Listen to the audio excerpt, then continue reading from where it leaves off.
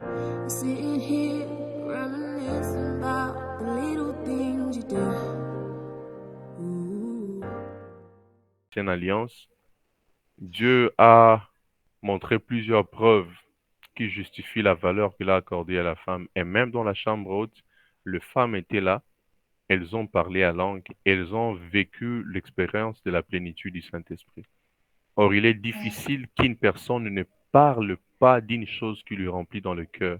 Si les femmes étaient dans la chambre haute et qu'elles ont été remplies du Saint-Esprit, or la Bible dit c'est de la plénitude du cœur que la bouche parle. Ces femmes-là qui ont été remplies du Saint-Esprit, vous voulez qu'elles vous parlent de quoi? Si c'est de l'abondance du cœur que la bouche doit parler, et que dans la chambre haute, il y avait des femmes qui ont aussi été remplies du Saint-Esprit, vous voulez que ces femmes parlent de quoi? Elles vont parler du Saint-Esprit. Elles vont parler du Seigneur Jésus. Or, la Bible dit, Jésus l'a précisé, que le Saint-Esprit prendra les séquelles en Jésus et c'est ce qu'il nous dira. Si le Saint-Esprit a rempli ces femmes-là, ça signifie que ces femmes-là peuvent parler de Jésus et peuvent prêcher. Et c'est avec ça que nous travaillons, nous fonctionnons. Nous croyons que les femmes peuvent prêcher. Nous croyons qu'elles sont autant remplies du Saint-Esprit que nous. Donc, je tire ça pour permettre à tout le monde qui nous suit. Certains peuvent s'étonner, ah, comment il laisse une femme prêcher et tout. Non, non, non, non. L'état physique d'une personne ne les disqualifie pas devant Dieu. C'est dans ce domaine qu'on doit dire Dieu voit les cœurs. Tu peux voir une personne extérieurement, elle est une femme, mais spirituellement. Spirituel, il y a des sexes. Dieu est masculin ou il est féminin? Il y a un esprit masculin et un esprit féminin.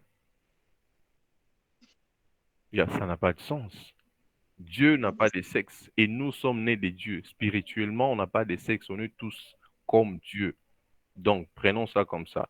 On se voit physiquement comme des femmes, mais celle qui nous prêche, elle est notre image. Elle est tout comme nous en esprit, c'est-à-dire, soyons libres, écoutons les oracles de Dieu et recevons ça à cœur ouvert. Servants de Dieu, sentez-vous à l'aise. Nous sommes très contents de vous accueillir au milieu de nous par des acclamations. Est-ce que nous pouvons acclamer la servante de Dieu alors qu'elle est en train de nous approcher? Maman Nathalie. Bienvenue. Bienvenue, que le Seigneur vous bénisse. Gloire au Seigneur. Amen. Amen, amen, amen, amen. Oui, pour la présentation, je suis la sœur Nathalie. Je vis à Goma. Je prie à l'église Golgotha Pensalevant.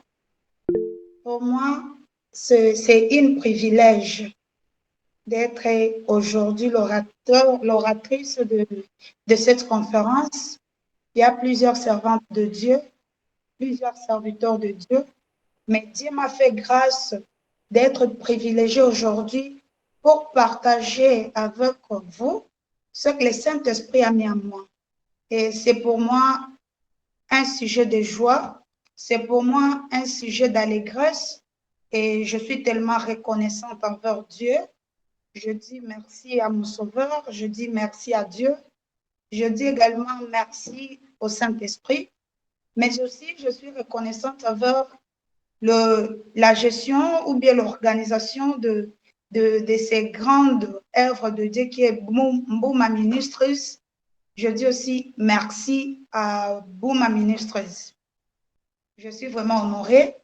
Hier, nous avons beaucoup écouté par rapport au réveil spirituel où les pasteurs exaucés nous a vraiment beaucoup bénis.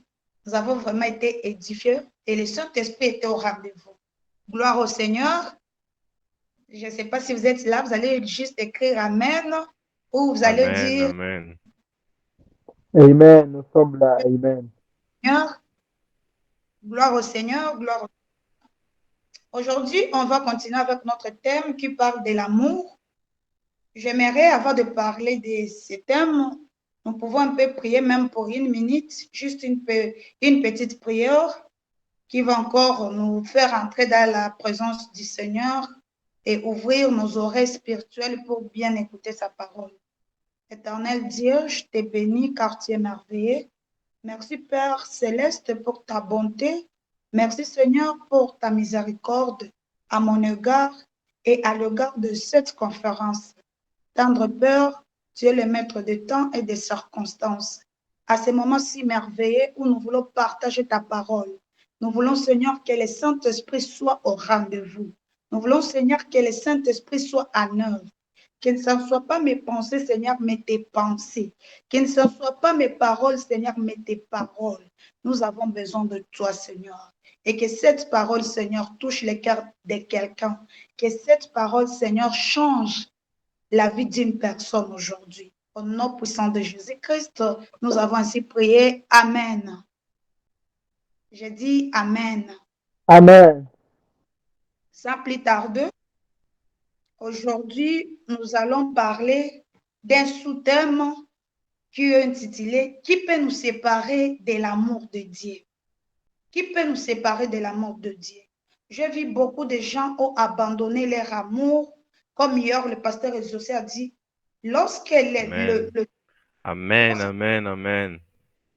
a dit à l'apôtre Jean d'écrire par rapport aux églises, il a écrit à l'une des églises, il a dit, pourquoi as-tu abandonné ton premier amour? Alors aujourd'hui, je voulais qu'on partage ensemble sur qu'est-ce qui peut nous séparer de l'amour de Dieu? Est-ce que, comment on le dit?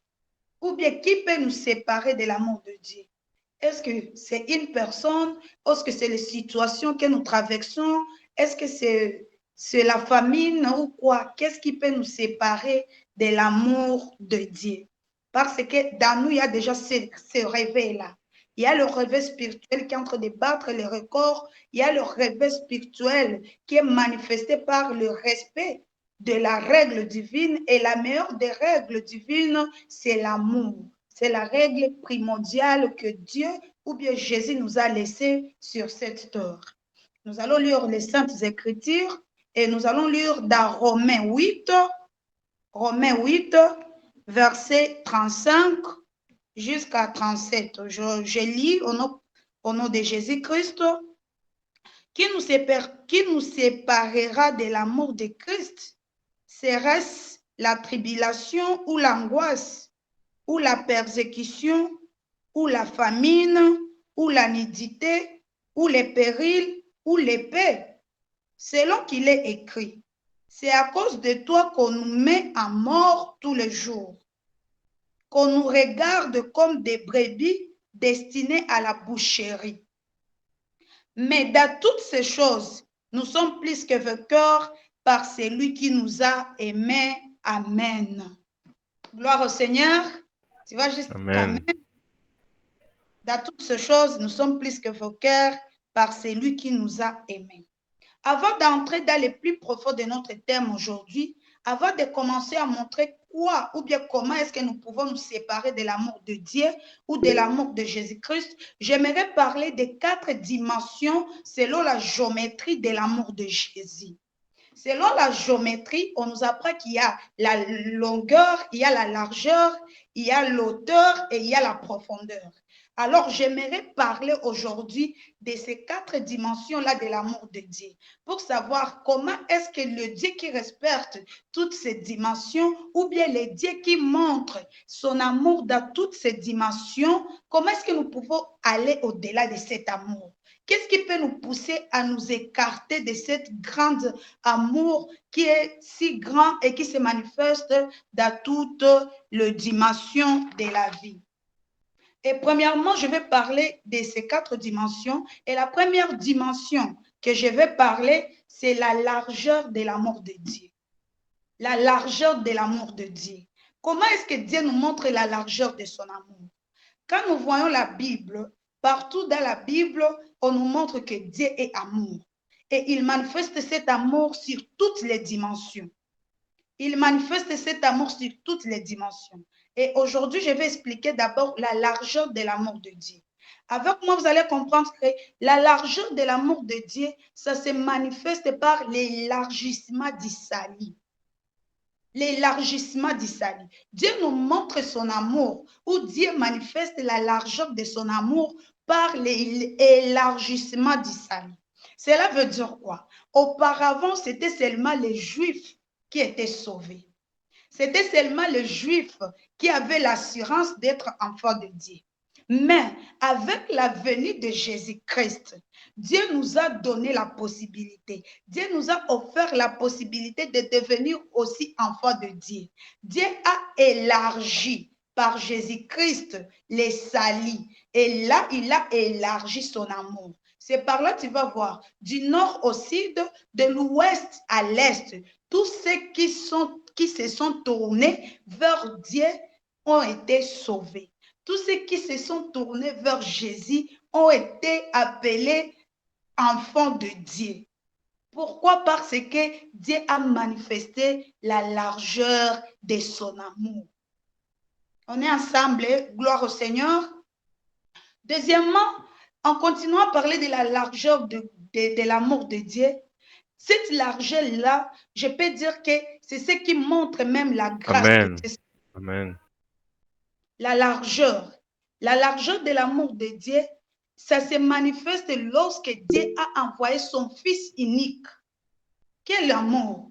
Il a envoyé son Fils unique, pas seulement pour venir alors sauver encore les Juifs, parce que les Juifs avaient déjà le privilège d'être appelés enfants de Dieu.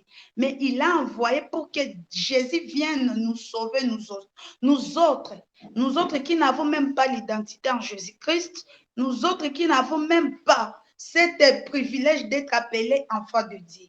Par la venue de Jésus-Christ, on a eu ce privilège. On a eu ce droit à cette appellation. On a eu ce droit à cette nouvelle identité par la venue de Jésus-Christ.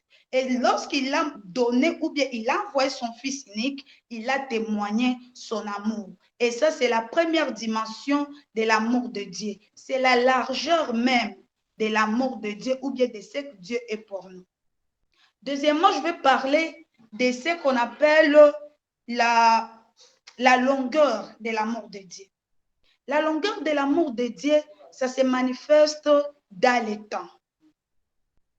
Parce que la largeur, ça se manifeste dans les salis, par les salis, et la longueur de l'amour de Dieu, ça se manifeste par le temps. Comme la Bible, je t'ai aimé avant même que le monde soit. Il continue en disant, avant que tu sois conçu, je t'ai connu et je t'ai aimé. L'amour de Dieu, ce n'est pas un amour temporel. Ce n'est pas un amour conditionnel. C'est un amour inconditionnel. Imaginez, c'est comme, par exemple, un enfant qui vient au monde, mais cet enfant, il sait déjà que ses parents l'aiment. Il l'aime sans attendre quelque chose de retour de cet enfant.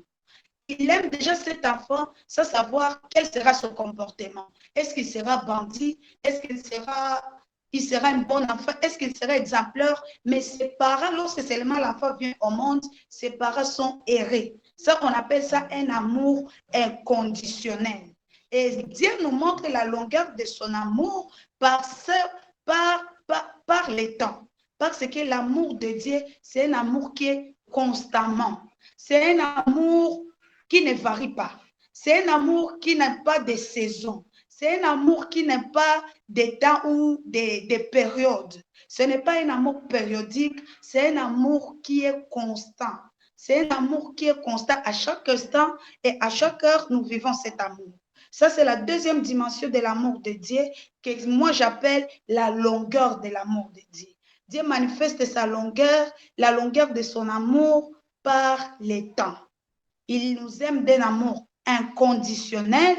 À part le fait de nous aimer d'un amour inconditionnel, Dieu, il est toujours là à chaque instant. Et il est toujours là à chaque moment. Nous allons continuer à parler de la troisième dimension de l'amour de Dieu. La troisième dimension de l'amour de Dieu que moi j'appelle l'auteur de l'amour de Dieu. L'auteur de l'amour de Dieu. L'auteur de l'amour de Dieu se manifeste par la grâce de Dieu, la grâce imméritée. Nous qui n'avons pas mérité cette grâce, mais Dieu nous a fait grâce de devenir son enfant. Ça, c'est la troisième dimension de l'amour de Dieu. La troisième dimension de l'amour de Dieu, c'est la grâce. Je ne sais pas. Et cette grâce, c'est quelque chose qui est libre, c'est libéral. Dieu ne peut pas te forcer, mais il te dit qu'à chaque instant, sa grâce est disponible. Si tu acceptes d'être son enfant, il est là, il t'aime. Lorsque Dieu nous a aimés, nous, il n'était pas obligé de nous aimer. Il n'était pas obligé d'envoyer Jésus-Christ pour venir sauver le monde. Mais pour montrer l'auteur de son amour, il n'a fait alliance avec personne. Il n'a pas été forcé par qui que ce soit ou quoi que ce soit. Mais par amour, il a montré l'auteur de son amour en envoyant son Fils unique, sans faire alliance avec qui que ce soit, mais pour nous montrer que Dieu est amour. Ça, c'est l'auteur de l'amour de Dieu. Et la quatrième dimension de l'amour de Dieu, c'est ce que moi j'appelle la profondeur. La profondeur de l'amour de Dieu. La profondeur de l'amour de Dieu, c'est ce qu'on dit dans Éphésiens. La profondeur de l'amour de Dieu, moi j'appelle ça les pardons. La profondeur de l'amour de Dieu se manifeste par les pardons. Se manifeste par les pardons comment? Parce que devant Dieu, il n'y a pas de péché ni de faute qui ne peut pas être pardonnable. Ce n'est pas comme nous les humains. Nous, il y a des fautes qui peuvent dire non, je ne peux pas pardonner ça, il m'a tellement blessé. Mais pour Dieu, toutes nos fautes, tous nos péchés sont pardonnables.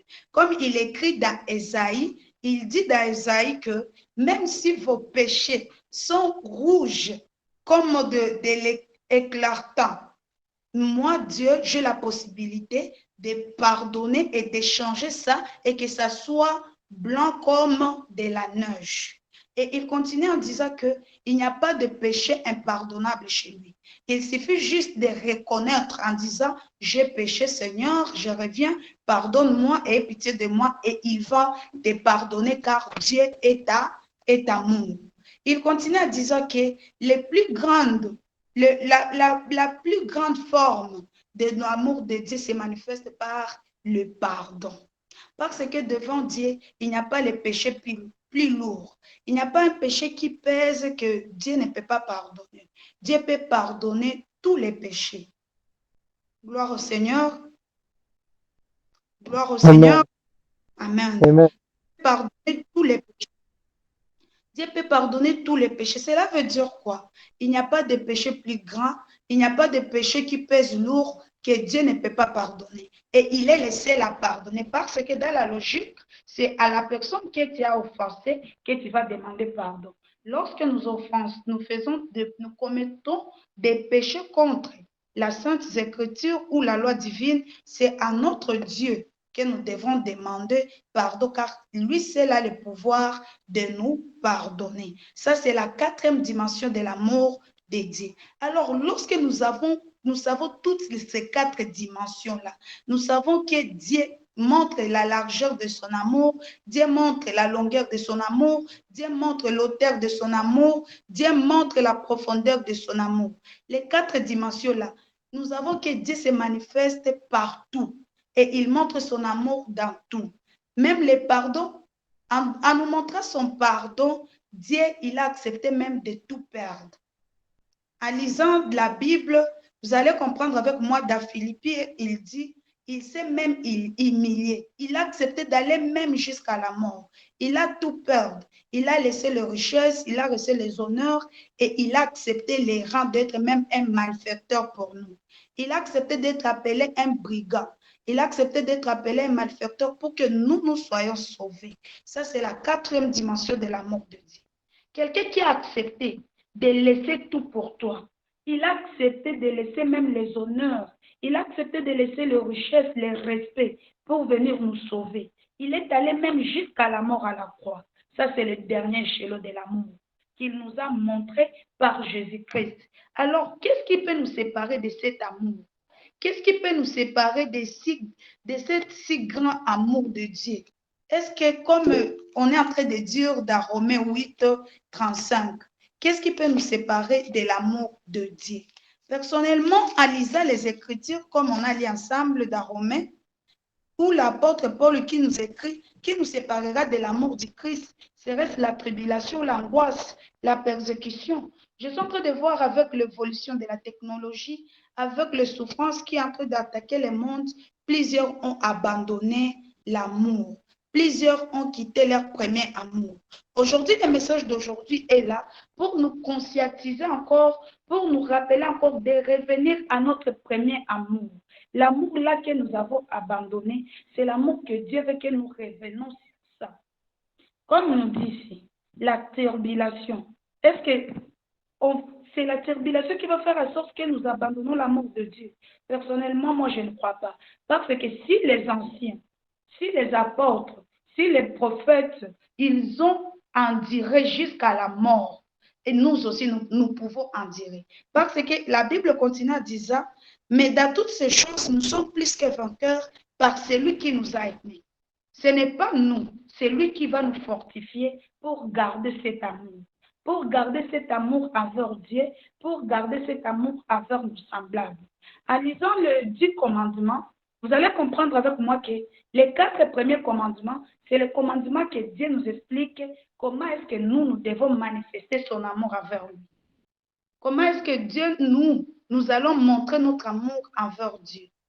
Il nous dit, le premier des commandements, en lisant les commandements, tu vas comprendre, Dieu est en train de nous dire, je suis ton seul Dieu. Donc, il ne veut pas l'idolâtrie, que rien ne nous sépare de ça, que ne soit pas la famille, parce que plusieurs d'entre nous ont entré dans l'idolâtrie à cause des situations et des circonstances. Que les situations et les circonstances ne puissent pas te détacher de l'amour de Dieu. Que les situations et les circonstances ne puissent pas te détacher de Dieu. Parce que lorsque tu seras détaché de Dieu, mais lui, il sera toujours là parce qu'il dit, mon amour est constant. Il est toujours disponible. Peu importe le temps que tu peux te détacher, si tu reviens à lui, il va t'accueillir. Mais le problème qui est là, tu peux te détacher, mais l'effet de revenir sera déjà trop tard. Parce que le souffle de vie ne nous appartient pas, le souffle de vie appartient à Dieu.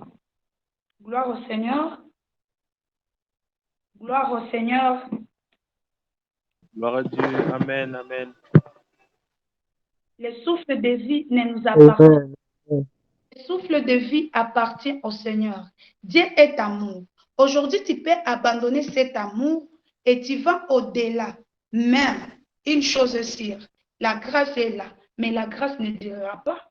Comme on dit dans la Bible, est-ce que c'est parce que la grâce est là que nous devons demeurer dans les péchés? Est-ce que c'est parce que la grâce est là que nous devons abandonner notre premier amour? Rappelle-toi, lorsque tu as crié, ou bien lorsque tu as accepté Jésus, tu ne manquais pas au culte, tu ne manquais pas au programme de prière, tu ne manquais pas dans des conférences comme ce que nous sommes en train de partager à ce moment. Mais depuis quelque chose s'est passé, il y a des circonstances de turbulation, l'angoisse, la famine, tu as abandonné cet amour-là. Aujourd'hui, Dieu te dit que rien ni personne ne te fait pas quitter cet amour. Dieu t'aime d'un amour indescriptible. Dieu t'aime d'un amour infaillible. Tu sais quoi, aujourd'hui, j'étais en train de lire quelque part, on dit tout le monde peut partir. On peut te quitter, tu peux manquer tout. Mais si Dieu reste, si tu as Dieu, sois sûr que rien n'est quitté, ou bien rien n'est parti, ou rien n'est perdu.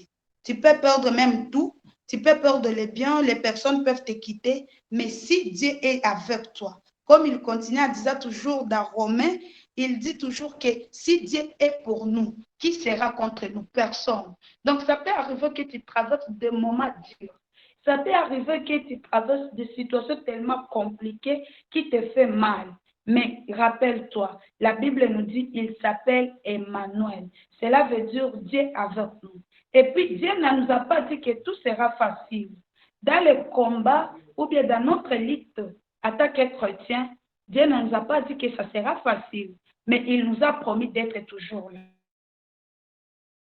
Car il est l'omniprésent. Et dans toutes les circonstances, si tu crois que c'est tellement dur, rappelle-toi seulement, Dieu est amour. Et cet amour nous accompagne même dans nos misères. Même lorsque nous sommes au plus profond de nos attentes, même lorsque ça nous fait mal au cœur, Dieu est toujours avec nous. La Bible continue à dire que même lorsque nous traverserons les vallées de la mort, Dieu sera toujours là. Ça peut arriver que tu es en train de traverser la vallée de la mort, mais rappelle-toi, Dieu est amour. Je ne sais pas c'est quoi ta souffrance, je ne sais pas c'est quoi tes problèmes, je ne sais pas qu'est-ce qui te fait mal, qui te pousse même à dire que tu peux abandonner. C'est vrai que comprendre l'amour de Dieu, c'est un peu difficile pour nous les humains. Il y a des fois qu'on peut te dire, Dieu est amour. Tu vas dire, non, comment il est amour? L'amour ne fait pas souffrir. L'amour ne fait pas de mal. Alors pourquoi si Dieu est amour, moi je continue à souffrir? Alors pourquoi si Dieu est amour, si je demande ça, il ne me donne pas? Alors pourquoi si Dieu est amour, si je suis malade, il ne veut pas directement pour me guérir? Alors si Dieu est amour, pourquoi il me laisse dans toutes ces souffrances? Vraiment, c'est un peu compliqué de comprendre l'amour de Dieu. Mais je peux vous assurer une chose, l'amour de Dieu, c'est un amour qui est si parfait, c'est un amour qui n'a pas de failles, c'est un amour qui n'a pas ni d'erreur. C'est un amour qui est complet, sincère et parfait. Parce qu'il continue à nous dire que l'apôtre Paul, c'est lui qui a vraiment parlé beaucoup de l'amour de Dieu. Lui, il nous fait comprendre que c'est un peu compliqué de comprendre l'amour de Dieu parce que comment expliquer, comprendre l'amour de ce qui est infini? C'est parce que Dieu, c'est quelque chose qui est infini. Comment comprendre ça? Alors, pour comprendre l'amour de Dieu, il faut aller de deux dimensions. Premièrement, l'amour de Dieu, ça s'applique, l'amour de Dieu, ça s'identifie en nous. L'amour de Dieu, ça s'identifie en nous comment? En voyant comment le Christ, qui était Dieu, il a accepté de revêtir la nature humaine. Ça, c'est premièrement. L'amour de Dieu, le Christ, qui était Dieu, il a accepté de se revêtir la nature humaine. Et là, on parle que l'amour de Dieu s'identifie à nous. Et deuxièmement, l'amour de Dieu s'approche de nous. Il s'approche de nous comment? Par les actes. Parce qu'à chaque fois que tu lis la Bible, tu vas voir que Dieu nous montre son amour. Parce que de Genèse jusqu'à l'Apocalypse, vous allez voir la Bible en train de nous montrer que Dieu était en train seulement de constituer les plans de rédemption de l'homme. Parce que l'homme était déjà perdu. Et la rédemption de l'homme, c'était parce que Dieu voulait toujours montrer son amour. Alors, pourquoi nous nous séparons de l'amour de Dieu? Alors, pourquoi nous allons au-delà de l'amour? Alors, pourquoi nous acceptons que les situations que nous vivons puissent nous séparer de l'amour de Dieu? Je vais parler ici de deux choses qui nous poussent souvent à nous séparer de l'amour de Dieu. Les deux choses qui nous poussent souvent à aller loin de l'amour de Dieu. La première chose, c'est la nature humaine. La nature humaine, comment? Parce qu'on ne sait pas aimer son prochain. L'humain est caractérisé par l'égoïsme. On ne sait pas aimer l'autre. Tout ce que nous faisons, nous voulons que ça tourne autour de nous-mêmes. C'est pourquoi souvent nous nous séparons de l'amour de Dieu. On ne sait pas comment aimer Dieu. On c'est Dieu parce que tout ce que nous faisons, tout ce que nous pensons, nous voulons que ça tourne autour de nous-mêmes. C'est pourquoi souvent nous nous séparons de l'amour de Dieu. Ça, c'est le premier, ou bien la première carence qui nous pousse à nous séparer de l'amour de Dieu. C'est la nature humaine.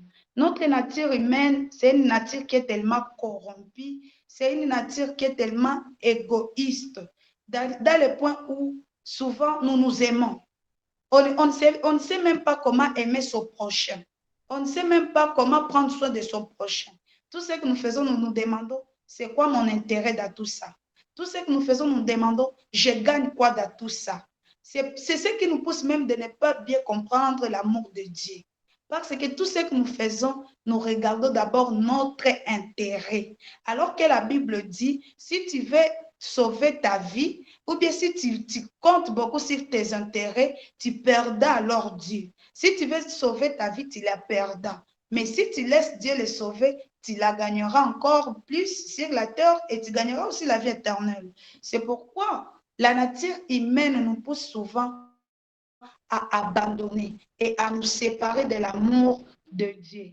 Mais moi, je reste convaincu sur les passages, le verset 37 qui nous dit, nous sommes plus que vainqueurs.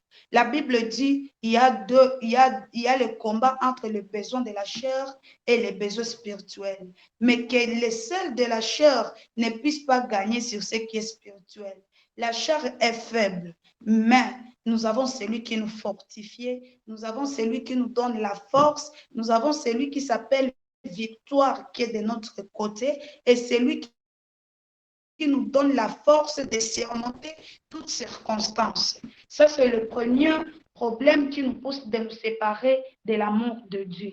La nature humaine. La nature humaine est tellement dangereuse. L'homme ne sait pas aimer, soit par égoïsme, l'homme ne sait pas aimer parce que lui aussi, on ne l'a pas aimé. Mais nous, en tant que chrétiens, nous savons que même si les autres humains ne nous aiment pas, nous avons celui qui nous a aimés d'un amour incontournable, celui qu'on appelle Jésus-Christ de Nazareth.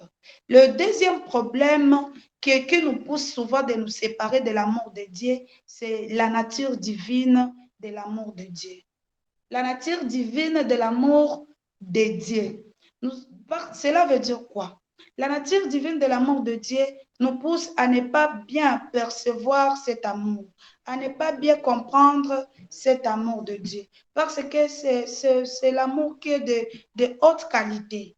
Nous sommes habitués à l'amour entre humains, un amour rempli de défaillances, rempli de problèmes, des inconvénients. Alors, l'amour de Dieu a une nature divine. C'est un amour incompréhensible. Donc, souvent nous estimons que Dieu ne nous aime pas. Parce que lorsque quelqu'un t'aime, lorsque tu lui demandes quelque chose, il doit faire ça. Mais il y a des fois que tu peux prier quelque chose. Tu peux demander quelque chose à Dieu, mais Dieu ne va pas le faire tout de suite là. Ce n'est pas parce qu'il est incapable ou bien parce que Dieu n'est pas à mesure de faire ça. Non, c'est parce que dans nous, on n'a pas la patience. À part le fait qu'on n'a pas la patience dans nous, nous pensons aussi, nous les humains, que nous estimons aussi que Dieu ne sait pas vraiment combler la responsabilité. Il semble faillir à sa mission, alors que Dieu ne peut pas faillir à sa mission. La Bible nous dit, lorsqu'il dit un mot ou bien lorsqu'il libère une parole, il finit par l'accomplir. Peu importe quel temps que ça prendra, nous devons juste être patients. Nous devons juste être patients. Nous devons juste être plus que même patient. Parce que ça peut arriver que tu as demandé quelque chose à Dieu et Dieu ne l'a pas fait. Mais ça ne met pas à moment le doute de Dieu. Parce que Dieu ne nous a pas dit que tout ce que nous demanderons à son nom, il le fera. C'est ce qu'il nous a dit. Mais il ne nous a pas précisé que tu vas demander aujourd'hui et il le fait aujourd'hui. Au contraire, la Bible nous dit d'être patient. Au contraire, la Bible nous demande, il nous dit parmi les fruits du Saint-Esprit, il y a la patience. Lorsque tu n'es pas patient, même les gens de ce monde ont compris ça. Il dit, les hommes patients mangent le fruit mûr. Alors pourquoi avec Dieu nous voulons la pression? C'est parce que le monde est en train de nous enseigner comment nous séparer de cet amour-là. Ils veulent nous faire entrer des idéologies qui vont nous séparer de l'amour de Dieu. Dieu est amour. Peu importe les temps, peu importe les circonstances, peu importe les manques des opportunités, Dieu reste amour. Et que rien ou aucune situation, aucune circonstance ne te sépare de cet amour de Dieu. Qu'aucune circonstance, parce que ce qu'il a dit dans ta vie, il finira par le réaliser. J'ai toujours dit, Dieu n'est pas un homme pour mentir, comme dit la Bible, ni un fils de l'homme pour se repentir. Et ce n'est pas avec toi que Dieu commencera la carrière de menteur. Ce n'est pas avec toi que Dieu ne va pas accomplir ce qu'il a dit dans ta vie. Non. Il faut regarder alors comment est-ce que toi tu vis avec Dieu. Comment est-ce que tu traites cette relation? L'amour, ça s'entretenit. L'amour, ça s'entretenit sur les deux côtés.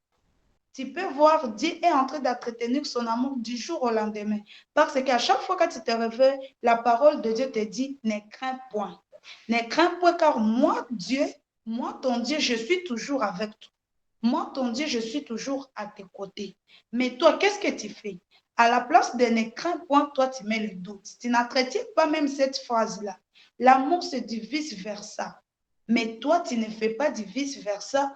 Toi, tu ne fais que regarder les situations, regarder les circonstances, regarder ce que tu traverses. Lorsque tu regardes ce que tu traverses, lorsque tu regardes ce que tu es en train de voir devant toi, tu ne vas pas vraiment rester fermé dans ton amour envers Dieu. Tu vas abandonner le plus tôt possible. Alors que la Bible est en train de nous dire toujours que Dieu, il sera toujours là et il nous aime. Peu importe, ça peut arriver que tu es même allé loin, tu es allé même dans le péché, mais l'amour de Dieu est toujours avec toi. Ça peut arriver que tu es même dans la misère, mais l'amour de Dieu est avec toi. Ça peut arriver que tu es même malade, mais l'amour de Dieu est avec toi. Que ce seulement qui nous sépare de l'amour de Dieu, c'est la nature humaine. Le message d'aujourd'hui est en train de te conscientiser, est en train de te rappeler, de te ramener encore à cette belle conscience que rien ne nous sépare de l'amour de Dieu. Que les circonstances de la vie ne nous séparent pas de l'amour de Dieu. Que les manques de ce que tu veux ne nous séparent pas de l'amour de Dieu. Parce que c'est l'amour de Dieu qui nous fait vivre. C'est l'amour de Dieu qui fait de nous ce que nous sommes. Alléluia. Alléluia. Amen, amen. Amen. C'est Amen. Amen. l'amour de Dieu qui nous fortifie. C'est l'amour de Dieu qui fait de nous ce que nous sommes. Si ce n'était pas cet amour, pose-toi seulement la question. Si Dieu ne nous avait pas aimés, si Dieu ne nous avait pas montré la profondeur de son amour en envoyant Jésus-Christ, si Dieu seulement n'avait pas montré la largeur de son amour en allergissant son salut, tu pourrais être où à ce moment ici? Comment est-ce que tu pourrais être? On n'avait aucun privilège, mais par amour, il nous a donné ce privilège de devenir enfant de Dieu. Par amour, il nous a donné ce privilège d'être appelé enfant de Dieu. Ce n'est pas parce qu'on le méritait, non. C'est parce que Dieu, il nous a aimés. Et la Bible continue en nous disant, c'est par Jésus-Christ que nous sommes les co-héritiers. C'est par cet amour que nous sommes les co-héritiers de Jésus-Christ. C'est par cet amour que nous sommes même des sacrificateurs. C'est un amour qui est inconditionnel. C'est un amour qui n'a pas de discrimination. C'est un amour qui n'a pas de dépendance. C'est un amour qui est sur toutes les dimensions manifestables. C'est un amour qui ne regarde pas l'appartenance sociale, qui ne regarde pas l'appartenance du sexe, qui ne regarde pas l'appartenance religieuse. C'est un amour qui est sans faille. C'est l'amour que Dieu nous dit de ne pas se séparer de cet amour bien-aimé. Dieu nous aime et il montre cet amour sur toutes les dimensions de notre vie. Que rien ne nous sépare de l'amour de Dieu. Que la situation que tu traverses ne te sépare pas de l'amour de Dieu. Que les manques ou bien le fait de ne pas trouver la solution à tes problèmes, que ça ne te sépare pas de l'amour de Dieu. Je peux donner mon témoignage à moi. Il y a des moments où je traversais vraiment des moments difficiles. J'étais tellement au bout de toutes mes forces. Et puis un jour, j'ai dit, Seigneur, c'est tellement dur et je ne sais pas quoi faire. J'ai écouté seulement en moi un esprit qui me chuchote en me disant, Nathalie, moi, ton Dieu, je t'aime. Moi, ton Dieu, je t'aime. Et ça m'a fortifié encore de savoir que j'ai quelqu'un qui est là. Peu importe la situation, peu importe la circonstance. Je voulais juste te dire cette soirée que rien ne te sépare de l'amour de Dieu. Et si tu as abandonné ton premier amour, reviens. Il t'aime et il a besoin de toi. Il n'a pas fait toute l'œuvre là sur la croix pour que tu abandonnes. Non. Il ne s'est pas sacrifié pour que tu abandonnes. Tu sais pourquoi la seule fois dans la Bible, la seule fois où Dieu s'est repenti, c'est lorsque Dieu s'est repenti en regardant l'homme. La Bible dit, Dieu s'est repenti en disant, pourquoi j'ai créé l'homme? Parce que l'homme, il se méfiait souvent à ce qui est de la nature humaine. et la nature humaine est faible. Ne fais pas que Dieu doute de t'avoir créé. Ne fais pas en sorte que Dieu doute de t'avoir créé. Ne fais pas que Dieu doute de ta jeunesse. Il y a des fois que moi, je vois cette génération, je vois des choses qui se passent, l'homosexualité, je vois le mouvement des lesbiennes, je vois tout ce qui se passe. Je regarde et je dis, oh, Dieu, oui, il se trouve à son trône. Lorsqu'il regarde l'œuvre qu'il a accomplie par amour et l'amour qu'il a fait, de toute façon, nous sommes ingrats. Je pense que Dieu même pleure là où il se trouve sur son trône. Je pense que Dieu a mal même au cœur. Il y a des fois, je dis, si j'étais à la place de Dieu, je devrais même pleurer de savoir que j'ai fait tous ces sacrifices pour quelqu'un, mais cette personne n'est pas reconnaissante. Nous savons tous, comme on est là, que tu as déjà fait quelque chose de bien pour quelqu'un un jour, tu as déjà fait quelque chose de bien pour une personne un jour, tu as déjà fait quelque chose de tellement grand. Et puis cette personne, au final, il est devenu un grand. Il n'a pas reconnu ce que tu as fait. Nous savons comment est-ce que ça fait mal. Nous savons comment est-ce que ça touche vraiment l'intérieur. Alors, imaginons un peu les sacrifices que Dieu a fait. Imaginons seulement un peu combien de sacrifices Dieu a fait. Moi, quand je regarde la Bible, lorsque je lis la Bible, on dit qu'il y a eu un silence profond au ciel. Ni les 24 vieillards, personne n'a pu avancer. Il y a eu silence total. Ni parmi les saints, personne n'a pu avancer pour toucher les livres et rompre les sceaux. Personne. Mais Jésus-Christ, il s'est levé, il est avancé, il a touché les livres et il a rempli les sceaux. Quel grand amour. Lorsqu'il y avait des vieillards, lorsqu'il y avait les anciens, mais personne n'a pu faire ça. Mais le Fils unique de Dieu, il s'est levé et Dieu n'a pas regardé tout cela. Dieu, il a seulement dit, ok, par amour pour l'homme que j'ai créé, qui est toi et moi, je t'envoie pour sauver cette humanité. Et la Bible nous dit vraiment que Dieu, Jésus-Christ qui était saint, parce que la Bible le témoigne, il est venu pour sauver nous qui étaient, lui qui était pire, il nous a touchés, nous qui étions impires, et nous avons trouvé la nature pire, parce que c'est lui qui est pire, qui touche tout ce qui est impire, et ça se transforme à être pire. En lisant toujours la Bible, vous allez voir qu'il y a 2 fois où le ciel s'est ouvert lorsque Jésus était serviteur. La première fois que le ciel s'est ouvert, c'est lorsque Jésus était parti pour baptiser. Pour être baptisé,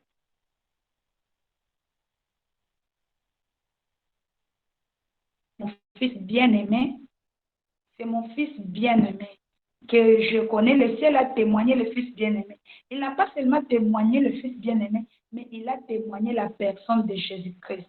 Il a témoigné cette personne-là qui n'avait aucun handicap, qui n'avait aucun mal, qui n'avait aucune erreur sur lui.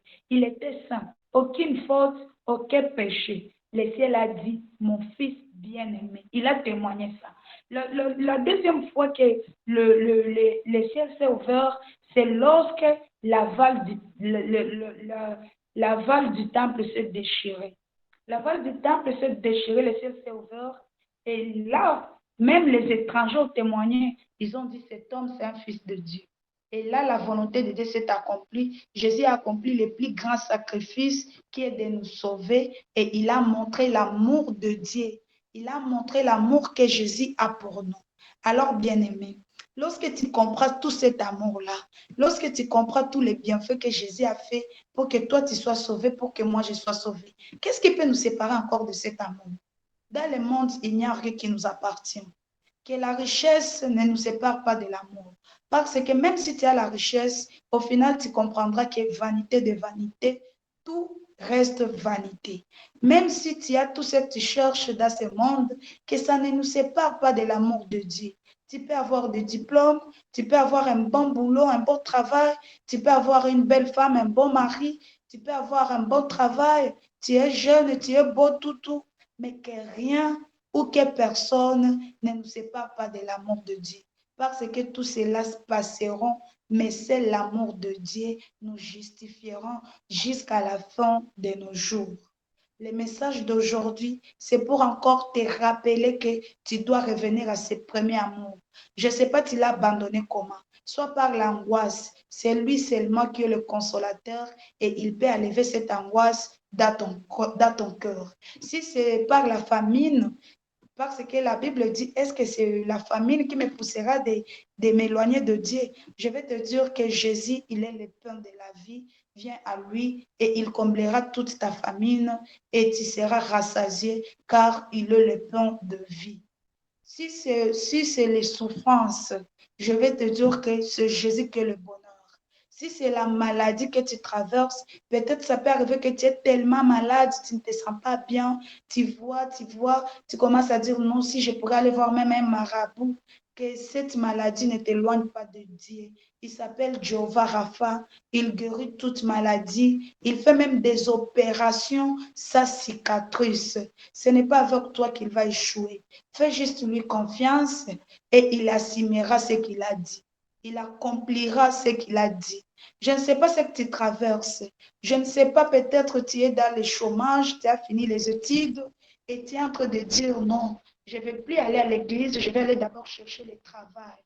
Je ne vais plus participer dans mes missions ecclésiastiques parce que je dois chercher d'abord du travail. Laisse-moi te dire que c'est lui le maître des temps et des circonstances. C'est lui-même qui maîtrise toutes les opportunités. Tu peux aller chercher, mais sans Dieu, tu ne trouveras rien. Et tu peux trouver ce travail. Si tu as abandonné l'amour de Dieu, ce travail peut même t'amener à la mort. Alors que le projet de Dieu, depuis qu'il nous a créés, ce n'est pas pour que nous soyons un jour, pour que nous mourrons avant l'accomplissement de ces promesses, mais c'est parce que, comme il dit dans Jérémie, pour qu'il puisse accomplir ses projets de paix et de bonheur qu'il a fondés sur nous. Bien-aimé, mon frère, ma soeur, toi qui m'écoutes, que rien ne nous sépare de l'amour de Dieu. Que personne ne nous sépare de l'amour de Dieu. Peut-être tu es rejeté par ta famille. Peut-être tu es rejeté par ton partenaire, je ne sais pas quoi ou comment. Mais laisse-moi te dire, il nous a toujours dit qu'il sera toujours là. Laisse-les partir.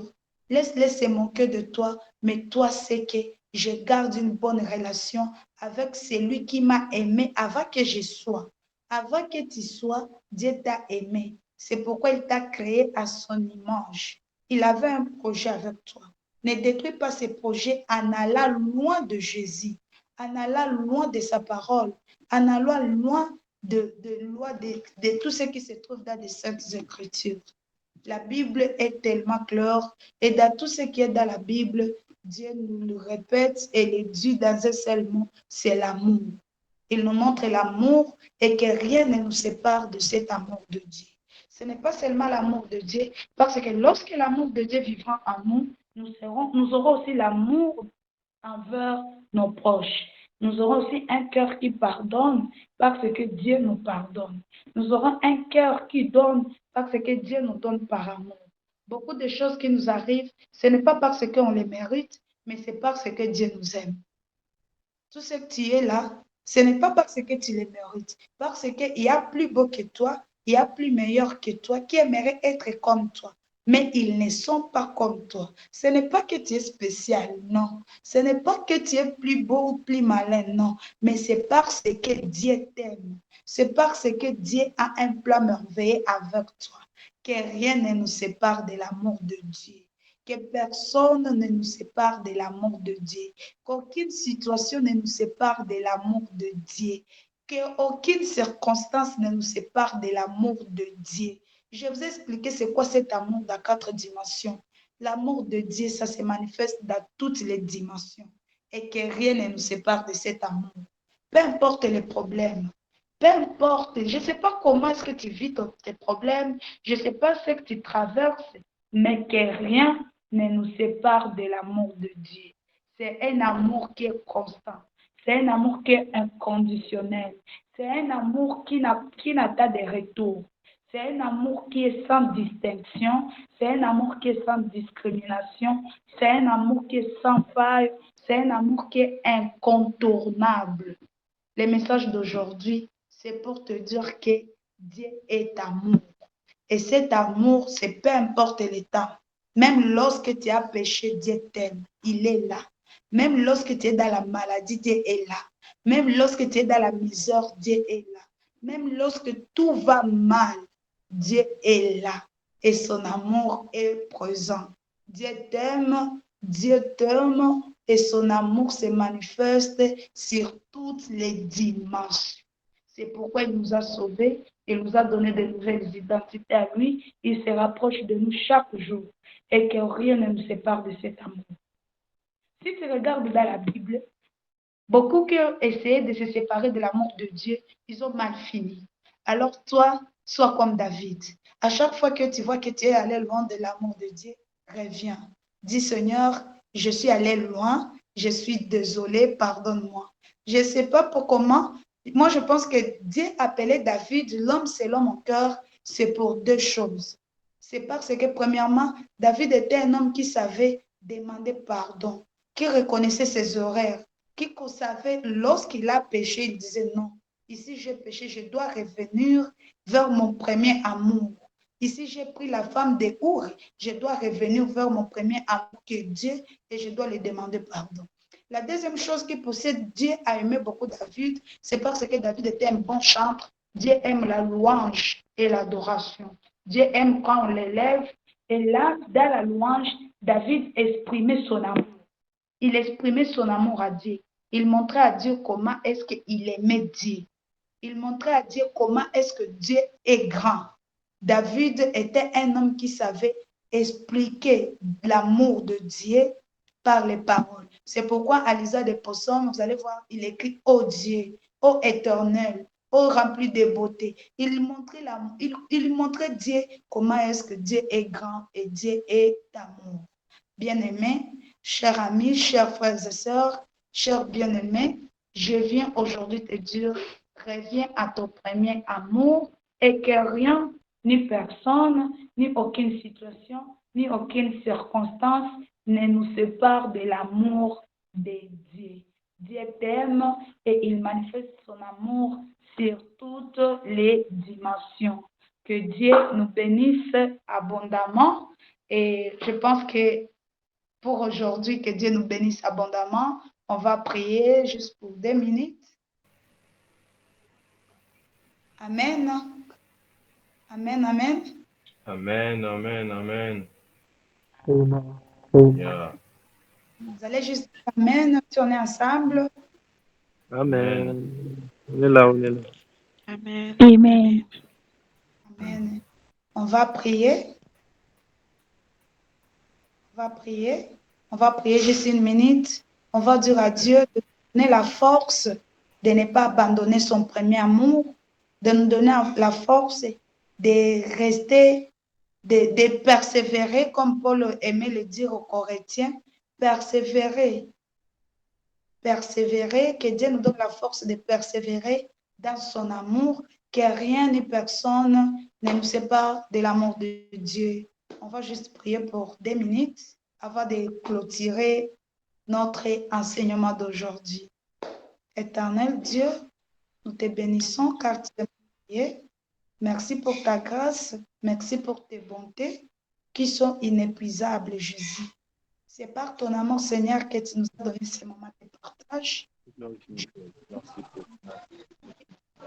Des personnes a touché le cœur, a touché le cœur.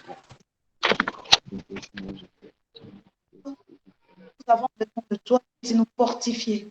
Le monde est rempli de tribulations, le monde est rempli d'angoisse, le monde est rempli de situations, Seigneur, qui nous amènent à abandonner notre vie, qui nous amènent, Seigneur, à haïr notre vie, qui nous amènent, Seigneur, à haïr, Seigneur, et à avoir honte de toi, Jésus. C'est pourquoi nous prions, Seigneur, pour la force, Seigneur, que rien ne nous sépare de ton amour, que personne ne nous sépare de ton amour, Jésus. Nous avons besoin de toi, que tu nous fortifies, Seigneur. l'annonce de l'année, Seigneur, que tu prends avec nous, Seigneur, car nous serons là pour garder la foi.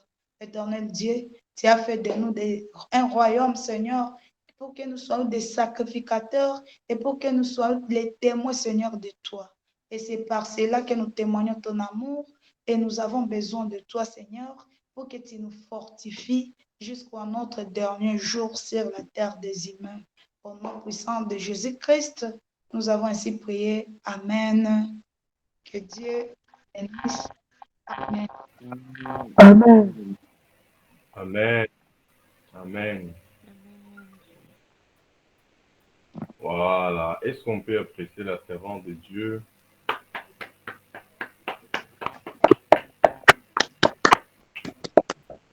Oui. Comme je vous l'ai dit, les amis, je suis particulièrement très, très content de voir une femme prêcher la parole de Dieu à Gouma Ministry. Et cela nous encourage. Il y a des sœurs parmi nous. Je sais qu'elles sont vraiment édifiées en voyant comment une sœur est en train de pulcher les Écritures comme on épluche la patate douce avec scrupule. En tout cas, servant de Dieu, merci. C'est une façon d'apprécier le message, de vous apprécier aussi. Ça nous fait beaucoup de bien. Vous n'avez aucune joie. Nous, ici, on manque souvent le mot pour exprimer ce qu'on veut exprimer. Mais quand même, ayez ça dans la tête. Nous sommes touchés, nous sommes marqués. Et ça nous fait beaucoup de bien. L'amour de Dieu nous a candés. Et à la hauteur, à la largeur de ce pays. Donc, l'amour de Dieu, je dirais en Swahili, kumbe upendo wa Mungu unakuwaka na urefu. Bon, longel na largeur. Mwana Swahili ya vitafsiri. Wanachitumainia kana Swahili à interpréter par celui qui croit qu'il peut dire largeur en Swahili qu'il dit. Mais quand même, c'est ce que la servante de Dieu suit de dire. Et il a bien défini ça. Nous sommes vraiment contents. Alors, avant que nous ne puissions nous séparer d'elle, avant que nous puissions finir, j'aimerais que nous puissions écouter un petit témoignage pendant 2 à 3 minutes. Après quoi, avant quoi, pardon, je vais devoir nous dire que nous allons consacrer un mois, soit au mois d'août, soit au mois d'octobre. Probablement au mois d'août, nous allons voir la semaine là de la conférence. Nous allons prier à tous les membres de Gouma Ministries là où ils sont. Ceux qui sont à Bukavu, ceux qui sont à Goma, ceux qui sont à Kinshasa avec moi et ceux qui sont en Europe et aux États-Unis. On va consacrer un seul jour ou alors 2 jours où nous allons tous aller visiter les démunis. Nous sommes en train d'apprendre plus sur l'amour de Dieu. La servante de Dieu vient de dire que rien ne nous sépare de l'amour de Dieu. C'est-à-dire que rien ne nous sépare de cette manifestation de l'amour de Dieu. Peu importe ce que nous traversons, continuons à manifester l'amour de Dieu. Ne mettons pas ça à l'écart. C'est-à-dire, nous allons avoir une semaine. La semaine là va contenir les 3 jours de conférence. Mais avant les 3 jours de conférence, nous allons avoir 2 jours où nous serons en train d'aller voir les démunis, manifester l'amour de Dieu. Et nous serons tous habillés en polo de Gouma Ministries. Je vais prier à tout le monde qui le fera de prendre des photos, de faire des vidéos pour que nous puissions avoir des preuves que l'enseignement que nous sommes en train de recevoir est en train d'être mis en pratique, n'est-ce pas? On n'apprend pas qu'on met dans la tête, mais qu'on mette dans le cœur et que le corps exécute. Alors, voilà un peu ce qu'on va faire au mois d'août et je nous prie vraiment à tous de noter ça, de nous préparer suffisamment. On va planifier ça et il y a un message qui va circuler concernant la planification de tout ça. Alors, j'aimerais inviter ici la sœur Luku Baneza. Est-ce qu'elle est là? Est-ce qu'elle peut ouvrir son micro? Luku Baneza. Je suis là, Adela. Elle nous montre un bébé qui fait des fiers là, mais c'est pas elle. Je suis dans le... Pas parler comme ça. Est-ce qu'on peut vous voir? D'accord, laisse-moi ici. Tu es sûr que... Oui, oui, franchement, il faut être sûr que tu es dans le noir avant qu'on avance parce que à Boum, on n'aime pas les timides. On aime que nous puissions tous être très courageux, n'est-ce pas? Maman Grâce Météo, ça va? Ouais, ça va. Je suis content de te voir cette nuit. Merci beaucoup, moi également. Là, Papa Enoch Mouindo, vous allez bien?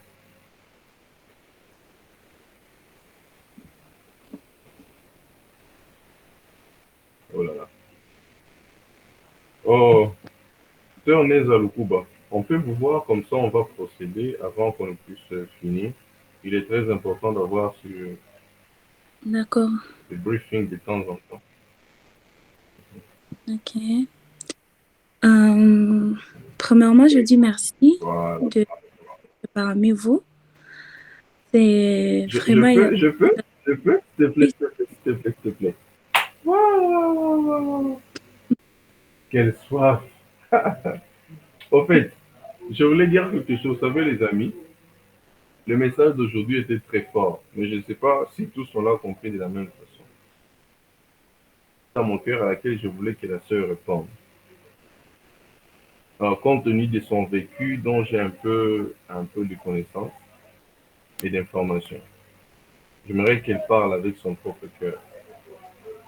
Vous savez, des fois, il nous arrive de traverser des moments difficiles. Il nous arrive à nous tous de traverser des moments compliqués. Et dans chaque moment, l'homme a un besoin, l'homme a tendance à exiger à Dieu une façon dont Dieu doit lui prouver son amour. Qui est en train de vouloir mettre au monde et ça se complique pour une femme qui est en train de vouloir accoucher et les choses se compliquent. À ce moment-là, si tu demandes à cette femme de demander à Dieu une preuve d'amour, elle va obliger à Dieu, Seigneur, pour me prouver que tu m'aimes à ce moment, permets à ce que j'accouche bien. Si tu demandes à un chômeur, quelle est la preuve de l'amour que tu veux avoir de Dieu, il va dire, moi je veux qu'il me donne le travail. C'est ça la preuve de l'amour. Si tu demandes à une personne qui a une maladie chronique, comme le diabète, comme le sida, ces maladies-là, que le médecin ou la médecine a qualifié d'être des caractères chroniques. Si tu as une telle personne devant toi, tu lui dis, qu'est-ce que tu veux que Dieu te donne comme preuve d'amour? Cette personne te dira, j'ai besoin que Dieu me guérisse de cette maladie et cela sera une preuve d'amour. Mais bibliquement, toutes ces tendances-là ne sont pas bonnes et ne sont pas authentiques. Alors, j'aimerais poser cette question et que sa réponse soit comme une édification à nous tous. Sœur Merveille Neza, son nom c'est Merveille, même si elle a écrit Neza Oui, de c'est comment mon... tu fais quand tu es dans des moments difficiles? Et Ok. essaie de nous citer un moment difficile que tu as vécu, qui t'a le plus marqué. Et pendant ce moment-là, sois sincère, qu'est-ce que tu avais Ok. prouvé que Dieu t'aime? Et souvent, quand ça t'arrive des moments compliqués, est-ce qu'il y a des traces? Qu'est-ce qui te permet de repérer les traits de l'amour de Dieu autour de toi, qui te permet de te relever? Parce que la servante de Dieu a dit, nous ne devons pas nous éloigner de l'amour de Dieu. Mais il y a une question. Comment je veux ne pas m'éloigner d'une chose dont je peut-être tendance à croire qu'elle n'est pas là? Parce que je suis dans le plein de mal, plein de souffrances. Des fois, je me dis, comment il peut me laisser en arriver jusque-là? Où sont les preuves de son amour? Alors, j'aimerais que la sœur nous parle des moments difficiles qu'elle a eu à traverser et qu'elle a eu à surmonter grâce à l'amour de Dieu, mais qu'elle nous dise comment elle a pu repérer les traits de l'amour de Dieu autour de ces moments difficiles. Comme ça va nous aider aussi à nous. Quand nous sommes dans des moments difficiles, on pourra se servir de ces stratégies qu'elle va nous donner pour en fait commencer à savoir que quand tu es dans des moments difficiles, il faut regarder de cette façon pour découvrir les traits de l'amour de Dieu. Servant de Dieu, ça va? Ça va Oui, ça bien. va. Merci.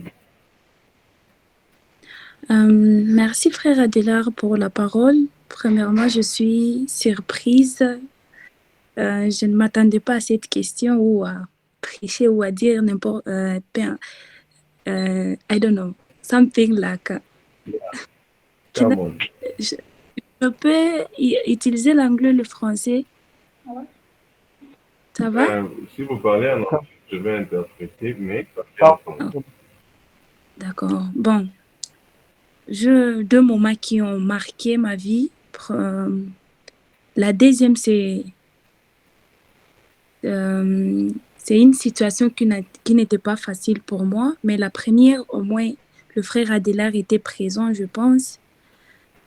C'est quand j'ai perdu ma mère. J'étais juste 2 ou 3 ans que j'étais à peine just to know her as a mother, because I spent all my childhood without knowing her. I've grown up with my mother, my grandmother, without knowing my mother. So the time when I've been with her, so they just announced me that she has passed on, and it wasn't easy to me. It wasn't easy to understand it. And I was like, je cherchais comment fuir les gens, je cherchais comment C'était pas facile être. pour moi, c'est pas facile de comprendre.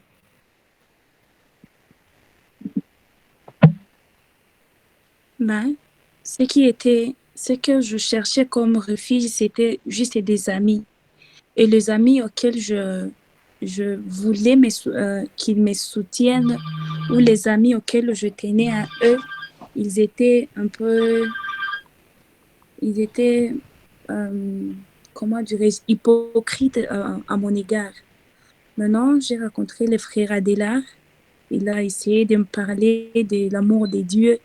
Moi, ce que j'essayais de comprendre qui est Jésus. J'essayais de comprendre qu'est-ce que la parole. Mais malheureusement, Toujours d'accord, mais avec les idées que j'avais du genre, ok, c'est vrai, le miracle, ça se passe. Il y a des gens qui ont vu Dieu.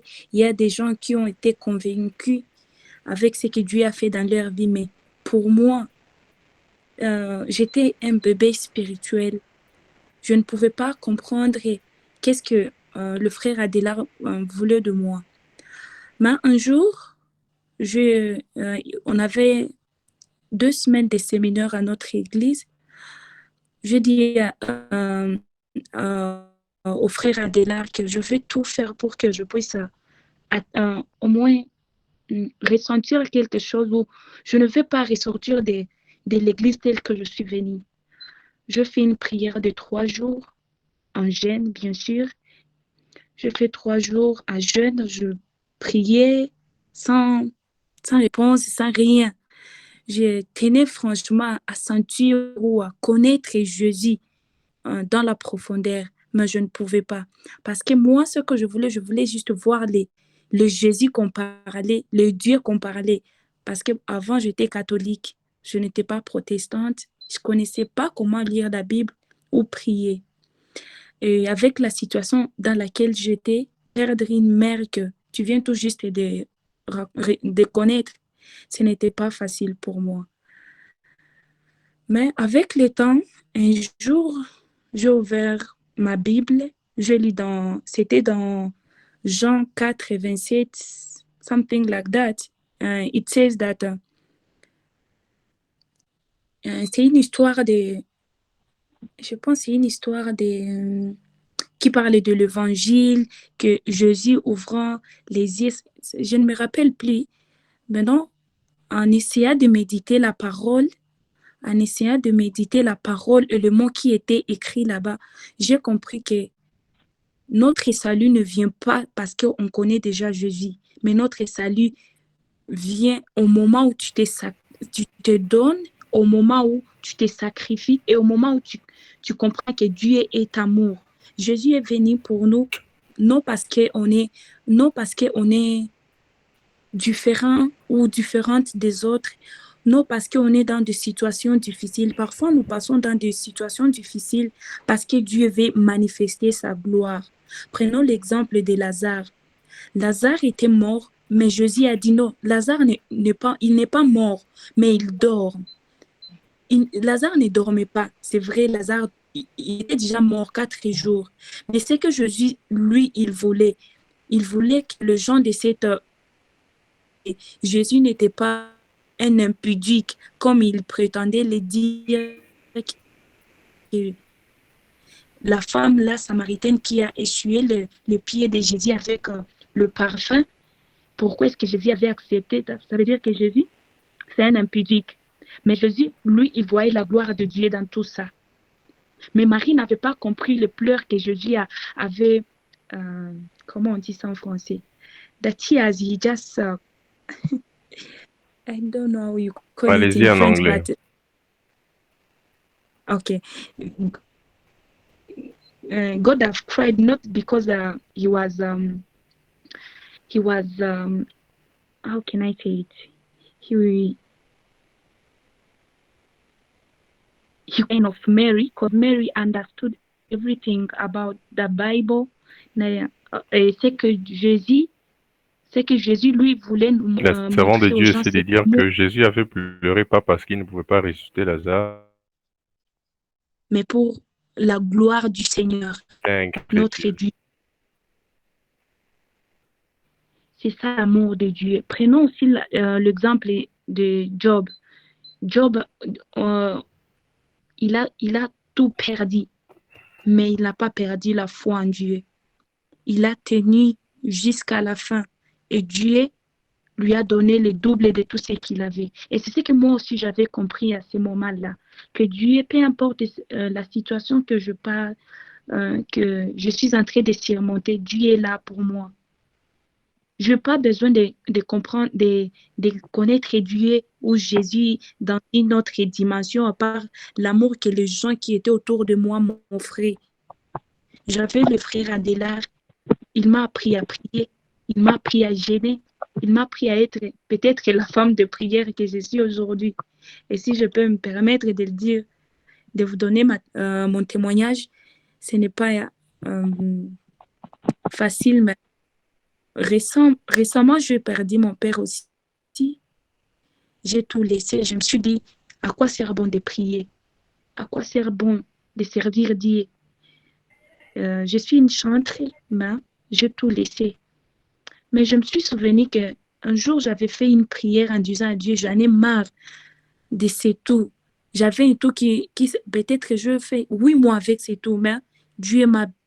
Je fais une prière de foi et il m'a guéri avec ces... On dit la toux, oui. Il m'a guéri avec la toux. Bon, c'est ça l'amour de Dieu. L'amour de Dieu, c'est on ne les voit pas, mais on peut les toucher à partir des gens qui sont autour de nous. Peu importe ce qu'on est, peu importe l'hypocrisie qu'il y a dans le monde, mais c'est que je sais que Dieu est là. Dieu est amour. Parce qu'il a choisi de vivre dans nous, dans nos cœurs. Pourtant, la Bible nous dit que Dieu est grand. Amen. Son trône est au ciel et ses pieds, la terre, c'est son marchepied. Mais comment est-ce que Dieu peut contenir dans notre cœur? Tout ça, ça prouve que Dieu est amour. On l'appelle l'Église, mais il vit dans l'Église. On l'appelle puissance, mais la puissance vit dans lui. Dieu est puissant, Dieu est amour. Et ce que la sœur nous a dit, la sœur Nathalie, que peu importe ce qu'on peut faire, l'amour de Dieu est toujours là, présent avec nous. Et Dieu ne peut pas descendre au ciel pour nous dire que je vous aime. Non, mais avec les gens qui sont autour de nous. Sœur Nathalie, tu es l'image réelle de Dieu. Et c'est grâce à toi que je peux sentir l'amour de Dieu. C'est grâce à toi qu'on peut témoigner l'amour de Dieu partout où on est. Parce qu'on est amour. Et on peut changer ce monde avec l'amour. Sans l'amour, on ne peut rien faire. Bon, in short, Dieu est amour. Et sans amour, on ne peut rien faire. L'union fait la force et l'amour nous donne toujours la foi que les derniers jours seront meilleurs pour nous. Amen. Amen. Merci. Amen. Amen. Amen. Amen. Peuple de Dieu, vous savez, Que le Seigneur bénisse sa servante pour ce témoignage. Vous Amen. savez, une chose Amen. que j'aimerais que nous puissions juste tous tirer comme conclusion dans tout ça et avec laquelle nous pouvons peut-être partir, c'est de savoir que nos circonstances ne signifient rien par rapport à l'amour de Dieu. Amen. Dieu a aimé ce qu'il allait créer. Il nous a aimés avant la fondation du monde. Nous n'étions même pas encore créés, mais il avait déjà cet amour, cette disposition intérieure à l'égard de ce qui n'existait pas encore. Alors, ce n'est pas quand ce qui n'existait que Dieu baisse en amour. Il est cet amour. Très bon. En lui, il n'y a même pas d'ombre de variation. Il est Vraiment, l'amour. Donc, il est tout ce l'amour. qui nous arrive, prenons ça comme ça. Toute chose concourt pour le bien de ceux qui aiment Dieu. Il n'y a que quand tu vas monter dans la dimension de l'amour de Dieu que tu ne pourras plus douter de son amour à cause d'une circonstance tonique ou compliquée. Mais quand tu baisses en Amen. amour à l'égard de Dieu, une seule petite souffrance va te faire dire que Dieu ne t'aime pas. Mais quand tu aimes Dieu, Amen. tu vas comprendre que tout ce qui t'arrive, c'est pour ton bien. Amen. Quand tu montes Amen. et quand tu vas même dans les profondeurs, quand ton vécu, c'est dans les profondeurs de l'amour de Dieu, il n'y a aucune circonstance qui te fera dire que Dieu ne t'aime pas. C'est ainsi que Paul va dire, qui nous séparera de l'amour de Dieu? Paul était De Dieu. persécuté, emprisonné et tout, mais il s'est rendu compte qu'il n'y a rien qui parvient à les déconnecter de ça. Parce que lui aimait Dieu, on pouvait détruire son corps, mais son cœur était attaché à Dieu. Il n'y a rien que le diable pourra faire pour pousser Dieu à te haïr. Dieu t'a aimé avant que le diable n'existe. Amen. Alors, en échange, n'accepte pas assez que les créatures autour de toi te poussent à dire des choses qui ne sont pas vraies. Normalement, nous devrions aimer Dieu pour rien, les amis. Parce qu'il nous a aimés pour rien. Dis-moi, qu'est-ce que tu as pour en tirer Dieu? Tout ce que tu as, c'est lui qui t'a donné. Alors pourquoi ne pas aussi l'aimer en retour? Et je pense le mois passé, on a beaucoup parlé sur l'amour de Dieu, on a défini l'amour de Dieu. Nous avons des messages audio qu'on pourra renvoyer et placer sur notre chaîne YouTube. J'aimerais juste nous encourager, les amis. Aimons les Seigneurs. Aimons-les vraiment. Arrêtons d'être des chrétiens des noms. Aimons les Seigneurs. Les épreuves seront toujours là. Et si les épreuves ne sont plus là, alors soit tu es retourné déjà au paradis. Mais aussi longtemps qu'on est sur la terre, c'est à nous de montrer aux païens que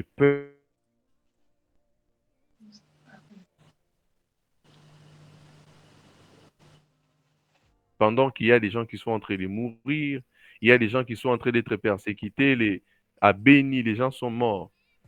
Pensez-vous que la mort est une preuve de la haine de Dieu? Non, non. Dieu aimait son propre fils, mais il l'a tué. Paul nous dit que la mort pour lui, c'est un gain. Je ne sais pas comment nous voyons cette histoire-là. Ce n'est pas par la mort qu'on va trouver la haine de Dieu. En Dieu, il n'y a pas de haine. Il est amour. Il est impossible qu'il y ait un petit moment où en lui, on va trouver la haine. Il est amour. Il n'a pas un sentiment d'amour. C'est lui l'amour même. Alors, nous, chrétiens, évitons ce langage-là. Dieu ne m'aime pas. Dieu, il est mort à la croix pour toi. Quelle est la preuve par excellence de l'amour? Au-delà de l'argent, au-delà de tout. Si quelqu'un arrive à un niveau où il dit, bon, je laisse le trône au ciel, je pars à la croix pour toi. Vous voulez encore qu'on vous prouve l'amour comment? Alors, une petite chose qui t'arrive, tu manques du travail, tu manques l'argent, c'est vrai, ça va t'affecter. Mais ne dis jamais que Dieu ne t'aime pas. Et que cela ne t'empêche pas aussi de manifester l'amour de Dieu. Il y a des problèmes que ton 9 000 francs là n'allait pas résoudre. Tu ne sais pas Amen. combien de personnes seront sauvées si cette personne se déplace avec les 500 francs là. Mais toi, tu tentais, tu dis, moi-même, il me manque encore 1000 francs et puis tu viens encore me demander 500. Et... Non, non, non. Les amis, que ta souffrance ne te pousse pas à faire souffrir quelqu'un d'autre. Aimer Dieu, c'est se sacrifier. Amen. Hein? Arrêtons ces histoires-là. Ah, mi peke si pas ta tâche nyanze kupatia kwa. Zangu ata mi peke aziene. Tu vois zile zoku akosa juu enezi. Umu anakosa tu 500. Juu maisha yake ipone. Journée yake ikuwe sauvé. Mais au ma logique au enezi. Non, non, non. Que Dieu nous bénisse. Je vais inviter le frère Gédéon Kaumba. Il va prier. Après qui le frère Grace Bouchir il va nous donner les communiqués pour la prochaine conférence. Non, non, non, non. Le frère Gédéon va prier. Le frère Grace Boucher va aussi prier. Et le frère Archip, vous êtes là? Oui, je suis là, je suis Le là. frère Archip, vous êtes là? Oui, oui, je suis là. Le frère Archip n'est pas là. Le frère Gédéon, vous êtes là? Je suis là. Voilà, très bien. Très bien. Le frère Gédéon va prier, le frère Grace va prier, et à la fin, le frère Archip Irenge Muzindusi va aussi prier et va déclarer des choses. Enfin, ça sera la fin pour aujourd'hui et on se rencontre demain pour la dernière séance. Bienvenue, nous serons en train de vous accompagner calmement à la prière. Pardonne notre Dieu, nous te sommes infiniment reconnaissants.